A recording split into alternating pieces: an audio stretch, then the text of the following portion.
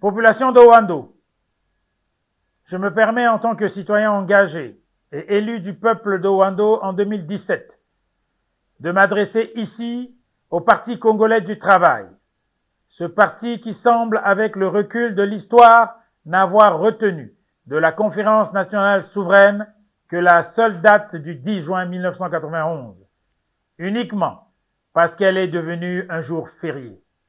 Pourtant, lors de son passage à la tête de l'État, le président Joachim Yombio Pango avait entrepris de vous transmettre des valeurs essentielles, la culture du travail, le respect de l'effort et le goût de l'excellence dans le service public.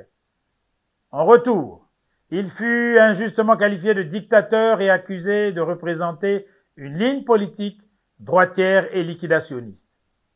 Aujourd'hui, fort est de constater à quel point vous avez, paresse aidant, fait collectivement régresser le pays.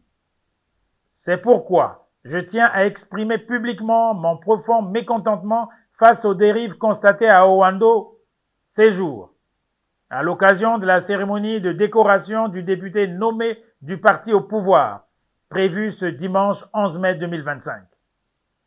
Je voudrais ici préciser que ce dernier soit fait citoyen d'honneur de la ville d'Owando n'est pas en soi l'objet de notre indignation. Les institutions locales demeurent libres de leur choix symbolique. Cependant, cette distinction révèle une réalité inquiétante. Une partie des responsables politiques originaires de cette contrée semble atteints d'une forme aiguë de syndrome de Stockholm, incapables de tirer les leçons du passé.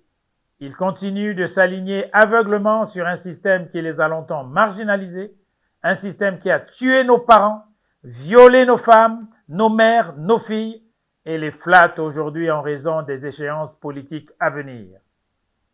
Je rappelle à toutes et à tous que nous ne sommes pas en période de campagne électorale.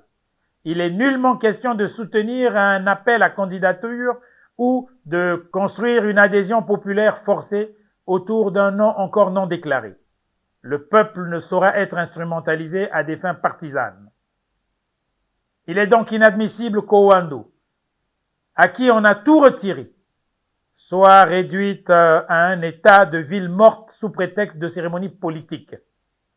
Des instructions dénuées de toute base légale ont été données pour empêcher l'ouverture du marché public, privant les citoyens d'un accès vital aux produits de première nécessité.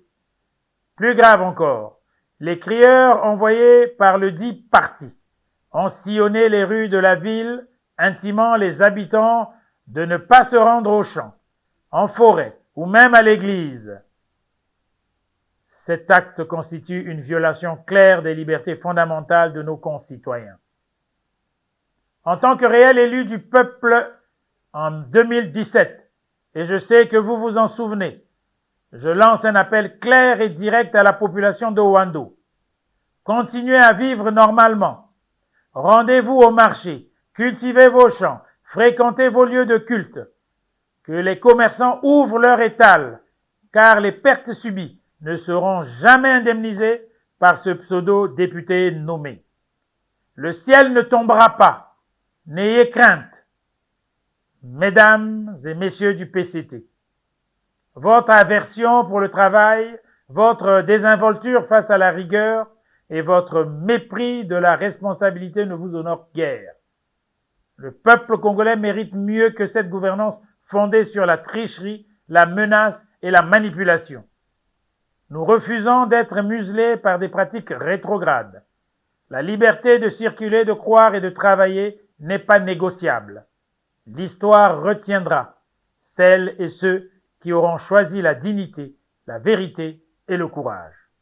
Population d'Owando, réveillez-vous, ne baissez pas les bras et soyez prêts pour changer les choses en 2026 et 2027. J'ai dit.